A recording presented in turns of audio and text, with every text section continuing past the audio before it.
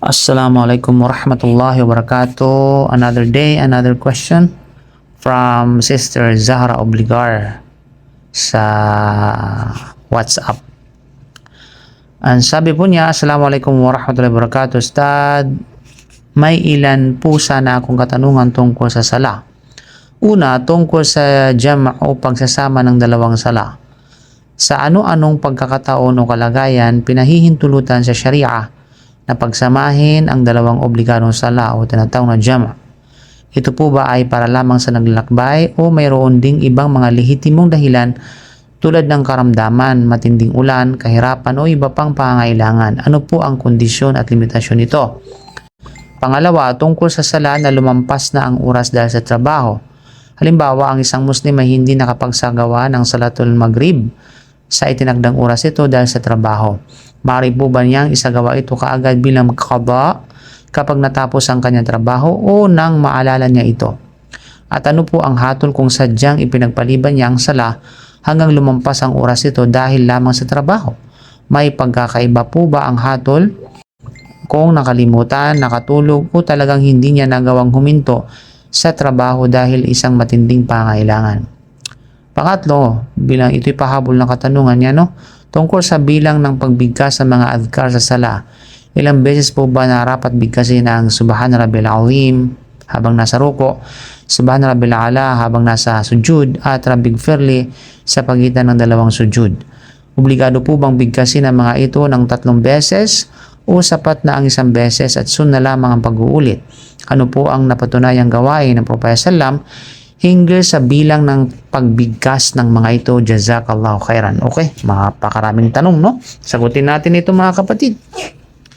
Ano pa ba ang gagawin natin kundi sagutin? So, bismillah wa salatu wa salam ala rasulillah wa ala alihi wa sahbihi ajmain, amma ba'd. So, waalaikumsalam wa rahmatullahi wa barakatuh. Barakallahu fiki, Sister Zahra Obligar, sa iyong katanungan. Magkakaugnay po ang 3 tanong sapagkat lahat ay umiikot sa isang mahalagang prinsipyo. Ang sala ay may itinakdang oras at paraan. Ngunit nagbigay rin ang Sharia ng mga lehitimong ruksa o concessions kapag may tunay na dahilan. Okay, so una, jama' ng sala na antalang sala dahil sa trabaho at bilang ng tasbih sa ruko at sujud. So una, kailan pinahihintulutan ang jama'? Okay, ang combination ng dalawang pagdarasal. Ang jama' ay pagsasagawa ng dalawang sala sa oras ng isa sa kanila o isa sa mga ito. Halimbawa, Dhuhr plus Asar, Maghrib plus Isha. Okay, yan, magkasama po yan. Dhuhr at saka Asar, Maghrib kasama ng Isha.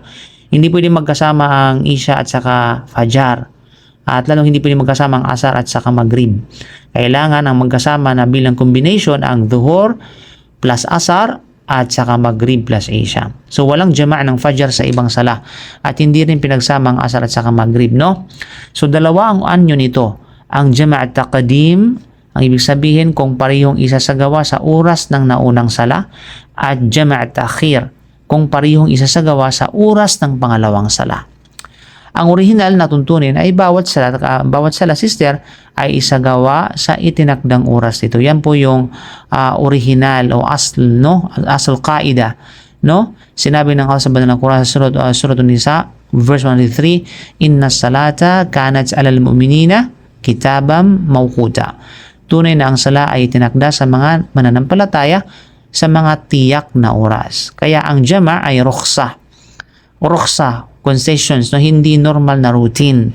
So, una sa paglalakbay, sa travel. So, ito ang pinakakilalang dahilan mula kay Anas bin Malik radhiyallahu an, na kung saan sa hadith ni Imam al-Bukhari at saka Imam Muslim, kana Nabi sallallahu alaihi wasallam idha irtahala qabla an tazigha syamsu akhara adh-dhuhra ila waqtil asri thumma yajma'u bainahuma.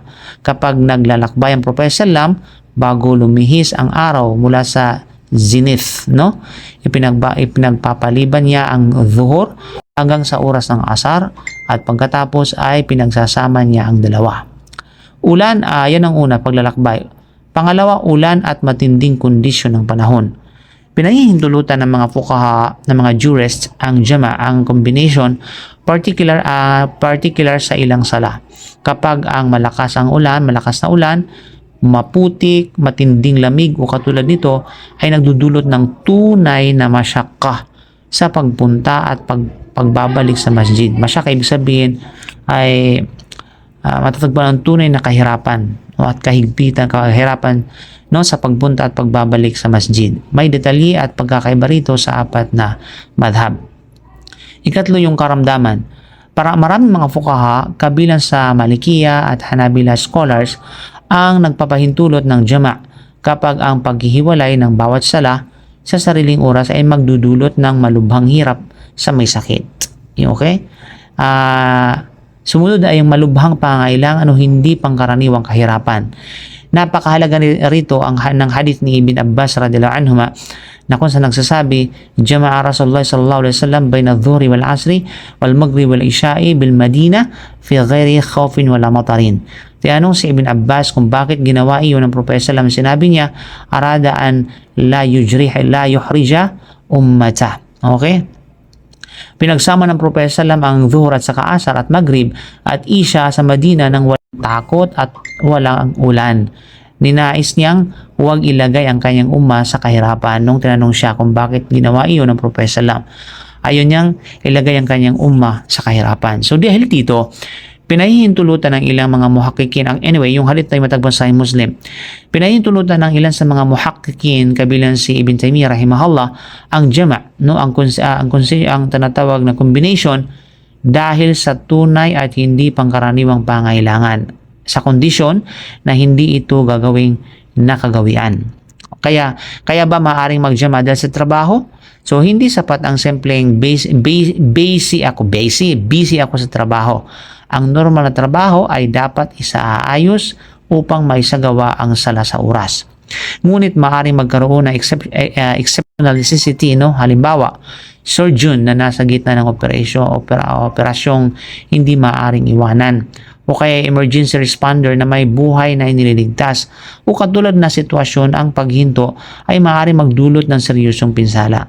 Sa ganitong mga kaso, maaaring pumasok ang usapin ng jama' ayon sa mga scholar na nagpapahintulot nito dahil sa haja, dahil sa pangangailangan, because of necessity.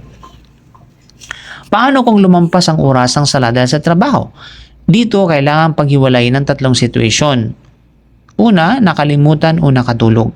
Sinabi ng Propeta sallallahu man nasiya salatan aw nama anha fakafaratuha ayusaliha idha dhakaraha. Muttafaqun alay. Sino mang nakalimot ng isang sala o nakatulog at hindi ito na isagawa, ang kabayaran nito ay isagawa niya ito kapag naalala niya. Kaya kung nagising o naalala niya ito, isagawa niya kaagad. Walang kasalanan sa tunay na pagkalimot o hindi sinasadyang pagkatulog. Then, of course, yung letter B, sadyang pinalampas dahil lamang sa ordinaryong trabaho. So, ito ay ibang usapin. Hindi maaaring gawing dahilan ng trabaho upang sadyang ilabas ang sala sa oras nito. Kaya sinabi ng Allah sa Quran sa Surah Al-Baqarah, "Hafidhu ala salawati wa salatil wusta wa qumu lillahi qanitin." Pangalagaan ninyo ang mga sala, lalo na ang gitnang sala, at tumindig kayo sa Allah ng may debosyon. Kung sadyang sinabi ng isang tao, halimbawa, tatapusin ko muna ang shift ko, maghrib na lang mamaya kahit isya na. So nang wala namang lehitimong dahilan, siya ay nagkasala ng mabigat sa sadyang pagpapalampas ng oras. Dapat siya magsagawa ng tauba, ng repentance, pagsisi, humingi ng tawad, tumigil sa gawain at magpasyang hindi na ito uulitin.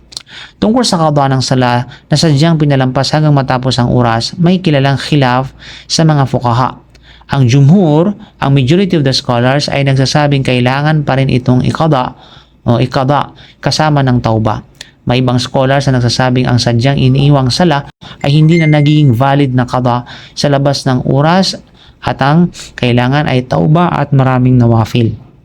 Para sa ordinaryong Muslim, ang mas maingat na practical ng hakbang ay magsisi at isagawa agad ang naiwang sala at huwag nang sadyang hayaang maulit ito.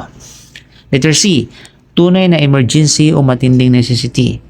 Kung hindi talaga maaring huminto, hindi simpleng inconvenience kundi tunay na darura o matinding haja dapat gamitin kung naangkop ang lehitimong ruksa ng jama' ng combination sa halip na basta hayaang mawala ang sala. Halimbawa, kung alam niyang hindi niya maisagawa ang Maghrib hanggang matapos ang oras ito, ngunit ang emergency ay magpapatuloy hanggang Isha, maaaring pagsamahin ng Maghrib at Isha ayon sa opinyong nagpapahintulot ng jama' para sa tunay na pangangailangan. Jama' combination ay hindi kapareho ng qada. Ng qada. Sa jama', ang dalawang sala ay sinasagawa sa loob ng isang oras na inaaka na kinikilala ng Sharia dahil sa ruksa. Sa qada naman, lumampas na ang oras ng tinatawag na sala. Linaw? Pangatlo, ilang beses ang tasbih sa ruku at sujud? No, sa ruku, napatunayan sinabi ng Prophet sallam, Subhana Rabbil Azim, no? O ibig sabihin, kaluwalhatian sa aking Panginoon at ang dakila. Mula kay Hudhaifa radhiyallahu anhu, kung sinabi, fakana yaqulu fi ruku'ihi, Subhana Rabbil Azim, wa fi sujudihi, Subhana Rabbil Ala. Sahih Muslim. Sinasabi niya sa kanyang ruko, Subhana Rabbil Azim, at sa kanyang sujud, Subhana Rabbil Ala. Sa sujud naman, Subhana Rabbil Ala, matatagpuan ito sa hadith din na binanggit natin kanina, nang ibig sabihin, kaluwalhatian sa aking Panginoon ng kataas-taasan. Isa ba o tatlong beses? Dito mahalagang maging eksakto. Ang sahih na hadith ni Hudhaifa ay nagpapatunay kung ano ang binibigkas, ngunit hindi nito itinakda na eksaktong tatlo lamang. Ang pagbigkas ng tatlong beses ay kilalang minimum completeness na binabanggit ng maraming fuqaha. Ngunit ang mga riwaya, ang mga narration na tahasan nagtatagda ng tatlo ay hindi kasing lakas ng pangunahing sahih reports tungkol sa mismong dhikr. Kaya isang beses sapat bilang minimum ayon sa maraming fuqaha. Tatlong beses mainam at kilalang sunnah practice sa fiqh. Maaring higit sa tatlo, lalo na sa nawafil kung hindi nagdudulot ng hirap sa ma'mum. At tandaan na may pagkakaiba ang may pagkakaiba ang madhahib kung ang tasbih na ito ay wajib o sunnah. Sa Hanbali madhab, ang isang tasbih ay kabilang sa wajibatus salah. Sa jumhur naman, ang tasbih sa ruku at sujud ay sunnah, habang ang mismong ruku at sujud ay rukun. So, kaapat na katanungan, ilang beses ang Rabbighfirli sa pagitan ng dalawang sujud?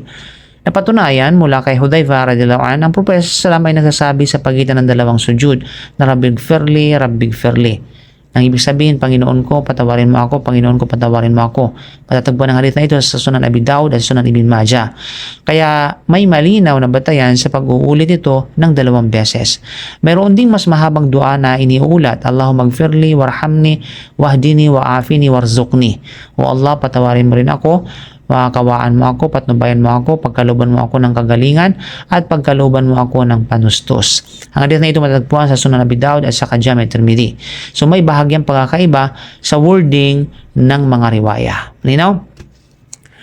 Kaya naman mga kapatid, bilang khulasa sa mga nabanggit natin, sa mga iba't ibang usapin at sa maikling hatol, so ang jama' dahil sa safar, dahil sa travel, ito ay pinahihintulutan. Ang jama' dahil sa sakit, pinahihintulutan ayon sa malakas na scholarly position kapag may tunay na hardship. Jama' dahil sa ulan, pinahihintulutan sa mga kondisyong itinakda ng fuqaha. No? Jama' dahil sa ordinaryong trabaho, hindi dapat gawing routine o dahilan. Jama' dahil sa tunay na emergency, may malakas na batayan kung may tunay na pangangailangan at hindi nakagawian. Nakalimutan, nakatulog sa sala, isagawa agad kapag naalala o kay nagising.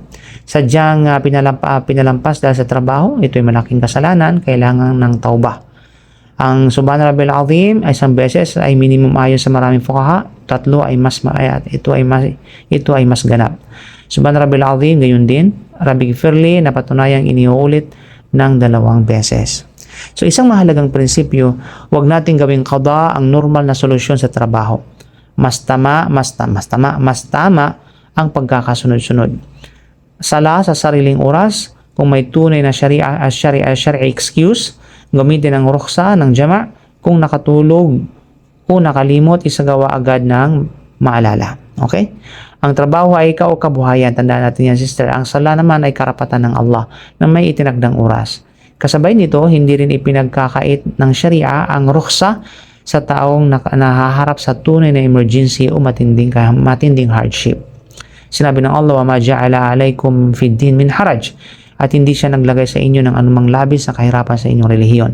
At sinabi rin niya, fattaqullaha masadatum. Kaya katakutan ninyo ang Allah sa abot ng inyong makakaya. So Allahu a'lam bisawab. Hopefully you enjoyed the listening the answer to your question. So barakallahu fikum, subhanaka bihamdika, asyhadu an la ilaha illa anta, astaghfiruka wa atubu ilaik. Assalamu alaikum warahmatullahi wabarakatuh.